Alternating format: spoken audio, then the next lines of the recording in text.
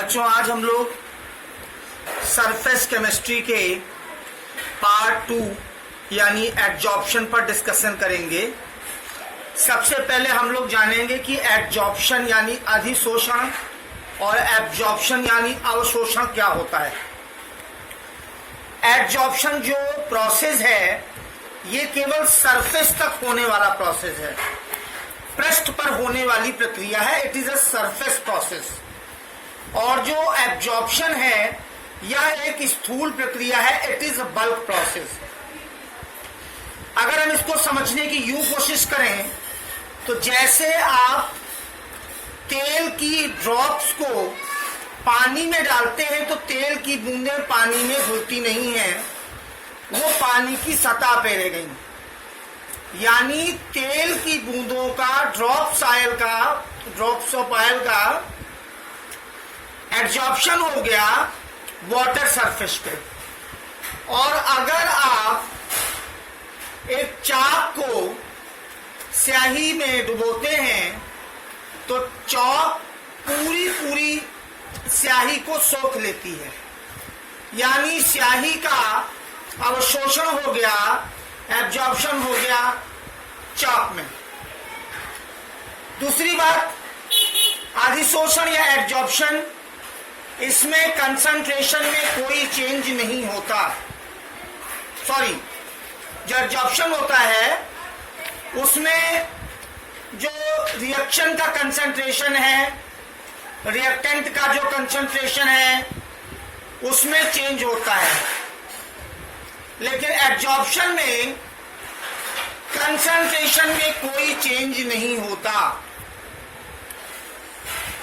Absorption या अधिशोषण शुरुआत में अधिक, यानी इसकी जो रेट होती है, रेट ऑफ रिएक्शन जो होती है वो शुरुआत में अधिक, और जैसे जैसे समय बढ़ता जाएगा डिक्रीज टाइम टू टाइम, प्रारंभ में अधिक और समय के साथ घटता रहता है। लेकिन जो एब्जॉर्प्शन है ये शुरुआत से लेके अंत तक सेम रेट में आपको दिखाई देगा। ये इसके कुछ एग्जाम्पल्स आपको दिए गए हैं। एक एब्जॉर्प्शन का एग्जाम्पल है और एक एब्जॉर्प्शन का एग्जाम्पल है। अब हम लोग बात करते हैं विशोषण की, डिसॉर्प्शन की। विशोषण यानी डिसॉर्प्शन। डिसॉर्प्शन का मतलब ये होता है, मान लीजिए किसी सरफेस पर मॉलिक्यूल्स एब्जॉर्ब हुए हैं, तो एब्जॉर्ब, यहां पर एब्जॉर्ब और एब्जॉर्ब में बहुत बड़ा अंतर समझने की जरूरत है। Absorption is a surface process while absorption is a bulk process। तो यहां पर हम बात कर रहे हैं एब्जॉर्ब यानी सरफेस तक होने वाले प्रोसेस की। मान लीजिए किसी पृष्ठ पर, किसी सरफेस पर मॉलिक्यूल्स एब्जॉर्ब हुए हैं। एब्जॉर्ब का मतलब अधिशोषित हुए हैं। तो उन एब्जॉर्ब मॉलिक्यूल्स को सतह से हटाना। फॉर एग्जाम्पल, पानी में आपने तेल की बूंदें डाली तो तेल की बूंदें पानी की सतह पर रह गई, ऑयल का एब्जॉर्प्शन हो गया वाटर सरफेस पे। अब उन बूंदों को हटाना, तो सरफेस से एब्जॉर्ब मॉलिक्यूल की जो रिमूविंग होती है, removing of absorb molecule from surface, known as desorption यानी विशोषण।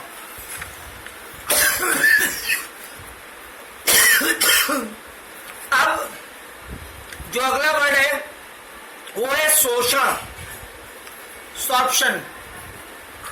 शोषण यानी सॉर्प्शन। शोषण किसको कहते हैं? अगर आप एब्जॉर्प्शन और एब्जॉर्प्शन दोनों प्रक्रिया को एक साथ चलाएं, यदि अधिशोषण और अवशोषण दोनों प्रक्रियाएं एक साथ चलें, एब्जॉर्प्शन प्लस एब्जॉर्प्शन, अधिशोषण प्लस अवशोषण, तो इन दोनों के सामूहिक रूप को हम शोषण या सॉर्प्शन कहेंगे। हम लोग बात कर रहे हैं एब्जॉर्प्शन की, तो एब्जॉर्प्शन में दो चीजों का विशेष ध्यान रखिएगा। एक चीज तो अधिशोषक का, अधिशोषक यानी एडजॉर्बेंट और दूसरा अधिशोष्य यानी एडजॉर्बेंट। जिस पृष्ठ पर एब्जॉर्प्शन होगा, सरफेस हैव एब्जॉर्प्शन, उसे अधिशोषक कहेंगे या एब्जॉर्बेंट कहेंगे। अभी मैंने आपको एग्जाम्पल दिया था, CaCl2 के पृष्ठ पर जल के अणुओं का अधिशोषण, absorption of water molecules on surface of CaCl2। तो यहां पर जो CaCl2 का सरफेस है वो एब्जॉर्बेंट हो गया यानी अधिशोषक हो गया, क्योंकि CaCl2 के सरफेस पर ही एब्जॉर्प्शन हो रहा है। और जिसका अधिशोषण हो, substance which absorbed on absorbent, यानी वाटर के जो मॉलिक्यूल जिनका एब्जॉर्प्शन हो रहा है वो आपके अधिशोष्य हो जाएंगे। जैसे तेल, अगर तेल और पानी की बात करें तो पानी हो गया एब्जॉर्बेंट क्योंकि उसकी सतह पर, पृष्ठ पर अधिशोषण होगा, और तेल की बूंदें हो जाएंगी अधिशोष्य यानी एब्जॉर्बेंट। अब हम लोग अगर बात करें कि एब्जॉर्प्शन का रीजन क्या है, तो मैंने आपको कैटालिसिस चैप्टर में पढ़ाया था कि किसी भी सरफेस की एब्जॉर्प्शन टेंडेंसी उस पर उपस्थित मुक्त संयोजकताओं की संख्या पर निर्भर करती है, नंबर ऑफ फ्री बैलेंसीज पर डिपेंड करती है। फ्री बैलेंसीज जितनी ज्यादा होंगी एब्जॉर्प्शन उतना अधिक होगा। Tendency of absorption depend upon number of free valencies presence on the surface. On increasing free valency, absorption increases. किसी सतह पर जितनी ज्यादा फ्री बैलेंसीज होंगी एब्जॉर्प्शन क्षमता उतनी ही ज्यादा होगी। कैटलिस्ट में मैंने आपको पढ़ाया है कि जब रिएक्टेंट के मॉलिक्यूल्स कैटलिस्ट के सरफेस पर जाते हैं तो उनकी कंसंट्रेशन इंक्रीज हो जाता है क्योंकि फ्री बैलेंसीज बढ़ जाती है। क्या एरिया बढ़ा दीजिए आप, अगर कैटलिस्ट का एरिया आप इंक्रीज कर देंगे तो जितना ज्यादा सरफेस एरिया होगा उतनी ज्यादा फ्री बैलेंसीज होंगी, जितनी ज्यादा फ्री बैलेंसीज होगी उतना ज्यादा एब्जॉर्प्शन होगा, रेट ऑफ रिएक्शन इंक्रीज करेगा। अब हम बात करते हैं टाइप्स ऑफ एब्जॉर्प्शन, अधिशोषण के प्रकार। अधिशोषण दो प्रकार का होता है, फिजिकल एब्जॉर्प्शन, केमिकल एब्जॉर्प्शन, भौतिक अधिशोषण और रासायनिक अधिशोषण। अब अंतर की अगर हम बात करें तो फिजिकल एब्जॉर्प्शन में जो मॉलिक्यूल्स होंगे उनके बीच में जो आकर्षण के बल का नेचर होगा, नेचर ऑफ अट्रैक्शन फोर्स, वो बहुत वीक होगा, कमजोर होगा। और केमिकल एब्जॉर्प्शन में जो मॉलिक्यूल्स होते हैं उनके बीच जो अट्रैक्शन फोर्स का नेचर होता है वो स्ट्रांग होता है। फिजिकल एब्जॉर्प्शन एक रिवर्सिबल प्रोसेस है, उत्क्रमणीय अभिक्रिया है, यानी बैकवर्ड और फॉरवर्ड दोनों डायरेक्शन में होता है। ऑप्शन है वो बैकवर्ड और फॉरवर्ड दोनों डायरेक्शन में होता है, रिवर्सिबल नेचर का होता है। और जो केमिकल एब्जॉर्प्शन होता है वो इरिवर्सिबल नेचर का यानी अनुत्क्रमणीय होता है। अब अगर हम फिजिकल एब्जॉर्प्शन की बात करें तो कम ताप पर ये हो जाएगा। फिजिकल एब्जॉर्प्शन यानी भौतिक अधिशोषण जो है वो कम ताप पर भी होता है, और chemical absorption at all temperature, सभी ताप पर आपको देखने को मिलेगा।